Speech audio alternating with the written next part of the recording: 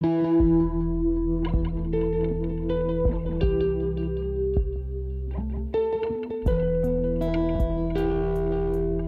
Dead Redemption 2's story never truly leaves you. Years after finishing the game, I still find myself thinking about it. And that lingering feeling is what makes Red Dead so compelling. Rockstar doesn't just tell a story about outlaws. It asks a quieter, harder question. What does redemption actually look like? Is it a single heroic act, a confession, or simply doing one good thing before it's too late? In Red Dead Redemption 2, redemption isn't promised, it's earned, slowly and imperfectly, and no character embodies that struggle more than Arthur Morgan.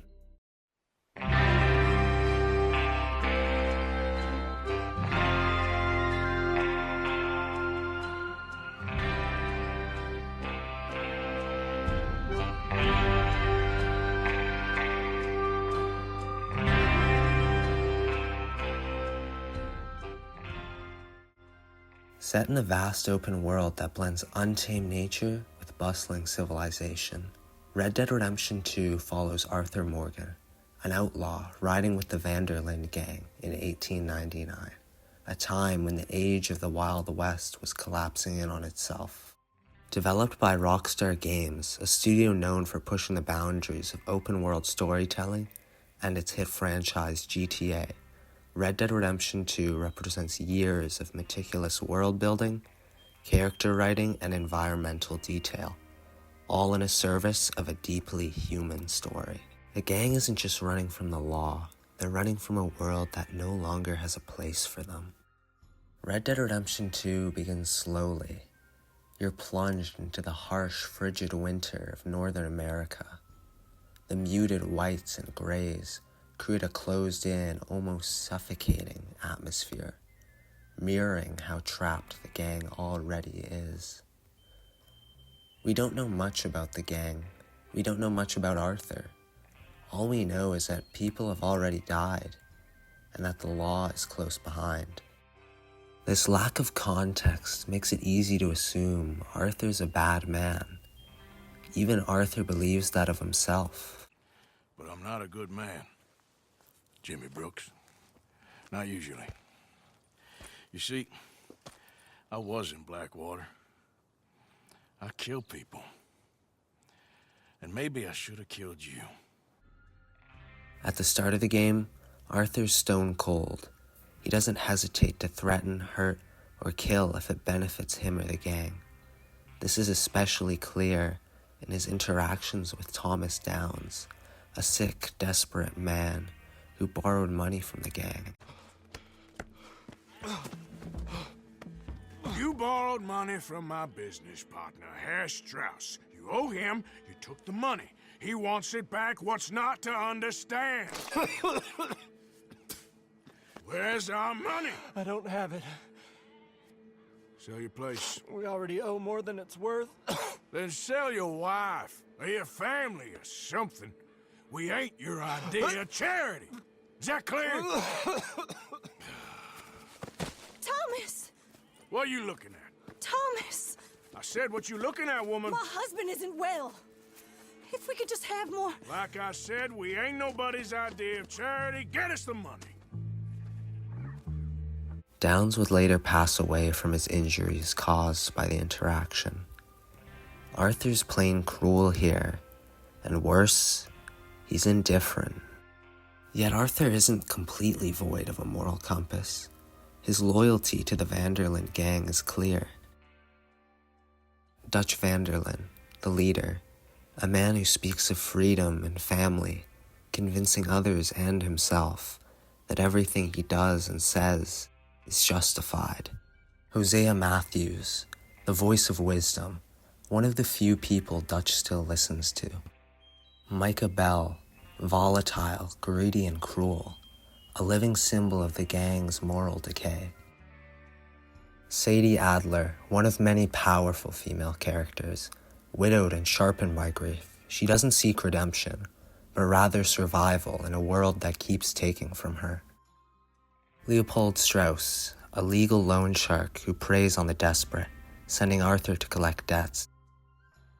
John Marston, Abigail Roberts, and Jack, a fractured family, trapped in outlaw life.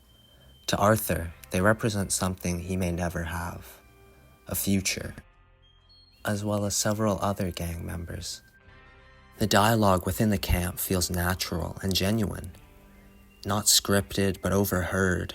Small conversations, arguments, jokes, and silence make the gang feel real and like a family. This authentic, believable dialogue is a key reason the game resonated so strongly with players and critics alike, helping Red Dead Redemption 2 be widely praised upon release for its narrative depth and deep character writing. It becomes clear where Arthur fits.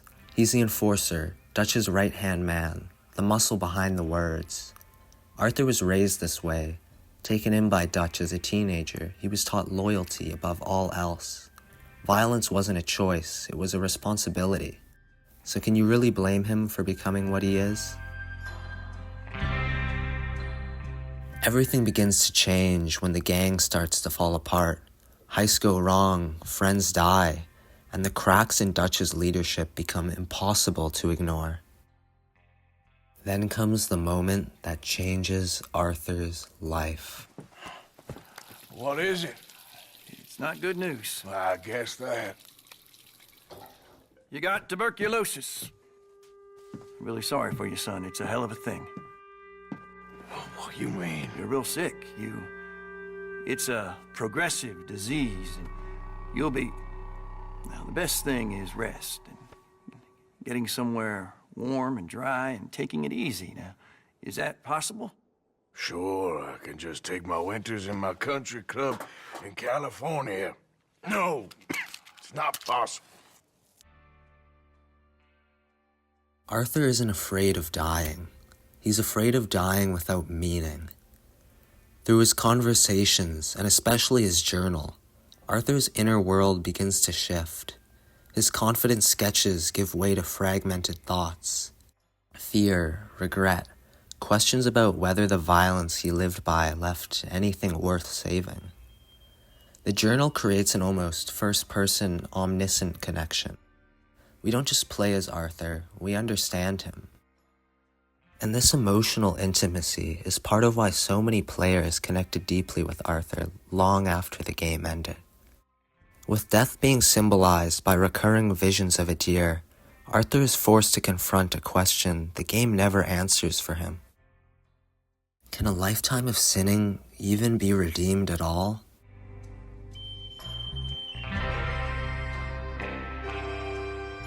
The answer soon becomes clear after a conversation with Sister Calderon. I'm dying, sister. Okay? Yeah, I got TB. I got it. Beating a man to death for a few bucks. I've lived a bad life, sister. We've all lived bad lives, Mr. Morgan. We all sin. But I know you. You don't know me.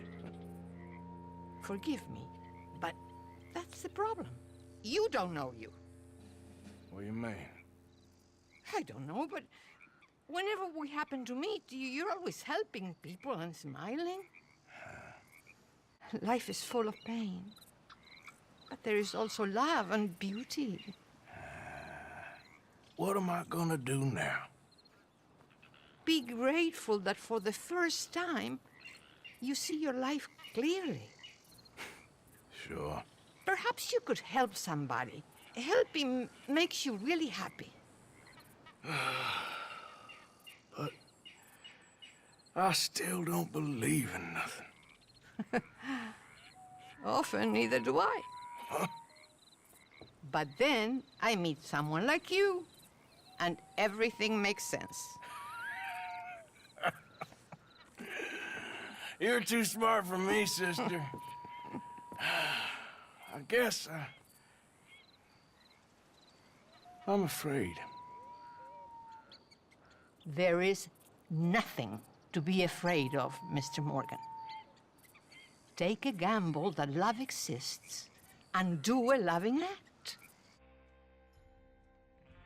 Take a gamble that love exists and do a loving act. That idea stays with him.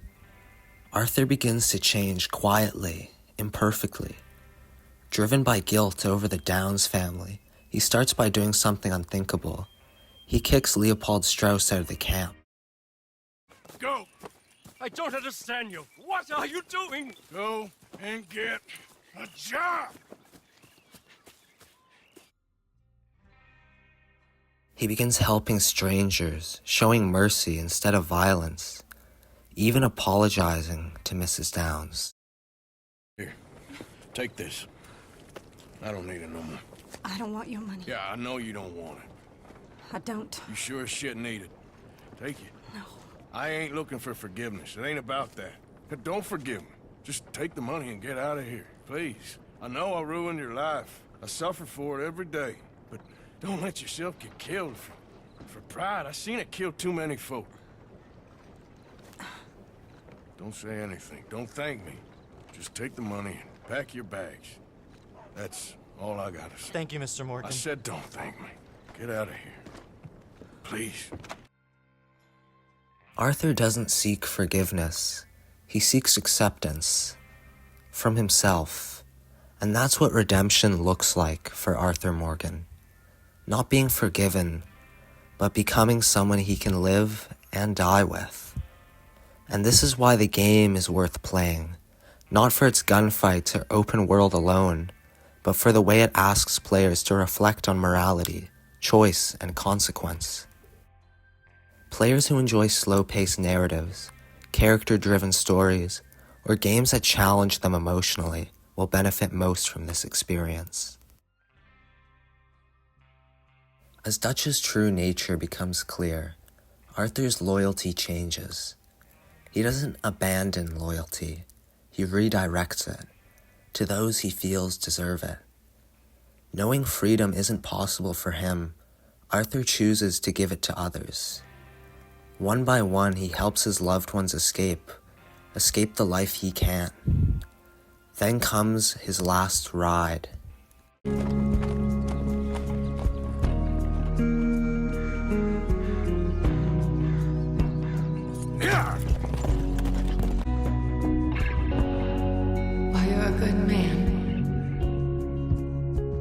I just wish you'd done it before he worked himself into the grave.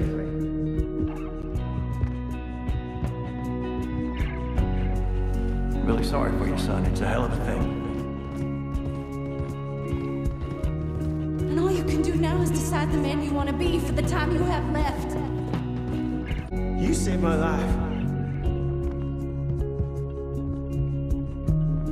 You're a good man.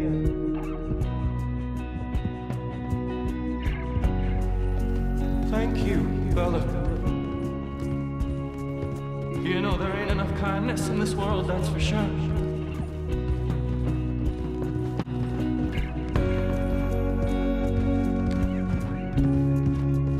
Maybe it's a sign, Arthur. Try to do the good thing.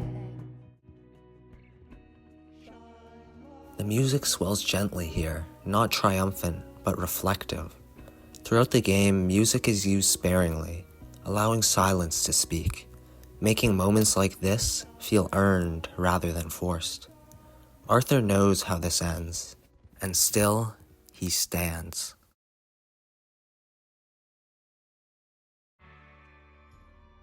Arthur takes one final stand, warning the gang, exposing Micah, even trying to save Dutch. In the end, the gang collapses completely. But Arthur leaves one thing behind. He saves John. He gives him his hat and a chance to live the life Arthur never could. Please. There ain't no more time for talk. Go. Arthur, go to your family. Arthur, get the hell out of here and be a goddamn man. You're my brother. I know. Arthur confronts Micah, the rat who's been exposing the gang to the government, in a brutal fistfight, which he ultimately loses. But he's at peace with that. For once, he's no longer running. It is over. Now, Arthur. It's over. Oh, Dutch. He's a rat.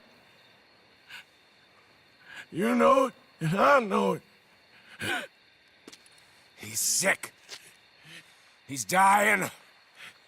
He's talking crazy. There! Up there on the ridge! I gave you all I had. I did.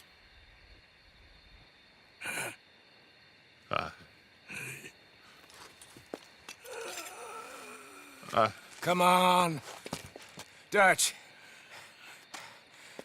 Let's go, buddy. We made it. We won. Come on. John made it. He's the only one. The rest of us... No. But I tried. In the end, I did.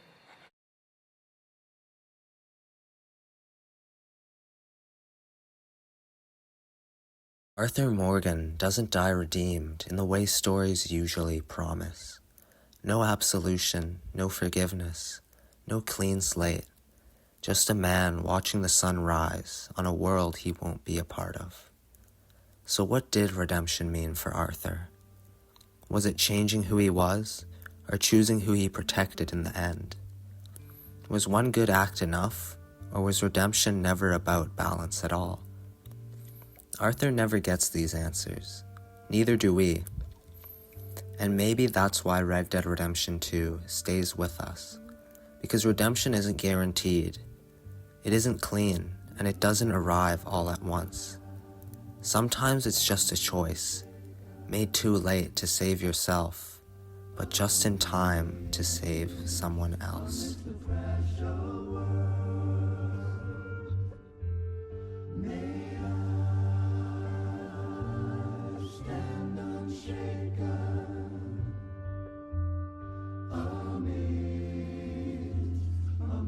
Crash of words.